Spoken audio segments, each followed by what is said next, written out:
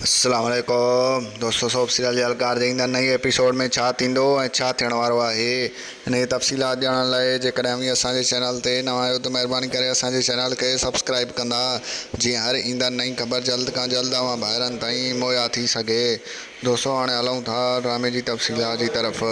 तव्हांखे ॾेखारियो वेंदो त ईंदड़ नई एपिसोड में जमाल ख़ान हानी खे सम्झाईंदो ऐं चवंदसि जेको आहे तूं ईअं ॿाहिरि न निकिरंदी कर, हिते दुश्मन पंहिंजा घणा आहिनि, जेकॾहिं असां ॿई गॾिजी वेंदासीं त सभिनी दुश्मननि खे जेको आहे सो असां मारे वेंदासीं। ऐं होॾो तव्हांखे ॿुधाईंदा हलूं त जेको आहे सो बागल ई सरदार वटि वेंदो ऐं सरदार सख़्तु गुस्से में हूंदो, चवंदसि त जमाल ख़ान जेको आहे पंहिंजे किरोध ऐं अनाज जे करे सभिनी खे वहल में विझी छॾियो आहे ऐं जेको आहे सो हुनजा सभु साथी हिकु हिकु थी जेको आहे उहो ख़ानदान हिक ॿिए खां विछड़ी विया आहिनि। ऐं तव्हांखे ॿुधाईंदा हलूं त हुतां जेको आहे सो गुलबानो बि विछड़ी वई उन्हनि खां ऐं जेको आहे दूर वञी पनाह वरितईं। ऐं होॾो वरी तव्हांखे ॿुधाईंदा हलूं त शेर बहादुर पंहिंजे सख़्तु गुस्से में हूंदो, तव्हांखे ॾेखारियो वेंदो त हुनजी जेका अखि शेरबानो ते यानी जमाल ख़ान जी घरवारी ते पवंदो ऐं तव्हांखे ॿुधाईंदा हलूं त उहो चवंदो त इहो ई सुठो वक़्तु आहे प्लान वठण जो, तंहिंखां पोइ मूंखे जो फ़ाइदो वठंदे क़ज़बानो खे मारे छॾींदो।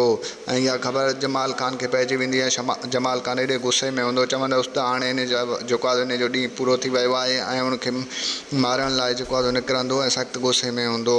ऐं तव्हांखे ॿुधाईंदा हलूं त जेको आहे सो बलाज ख़ान ज़ोरी पग पाण मथां पारण जी कोशिशि कंदो, पर इहा ख़बर सोराब ख़ान, जमाल ख़ान ऐं जेको आहे वॾे सरदार खे पइजी वेंदी ऐं उहे सभई गॾिजी करे हिन कमीने जे रुख खे बदिलाए छॾींदा। हक़ीक़त इहा आहे जेकॾहिं हीउ वॾेरो सरदार थी वियो त हीउ सभिनी जे मथां तशदुद ऐं ज़ुल्म कंदो ऐं हानी खे ज़ोरी पंहिंजो कराइण जी कोशिशि कंदो, पर हानी जेको आहे हर हाल में इनकार कंदी ऐं हिन सां शादी न कंदी। ऐं तव्हां ॿाहिरनि खे ॿुधाईंदा हलूं त हिन ड्रामे में हाणे कुझु किस्तनि खां पोइ मज़ो थियण वारो आहे।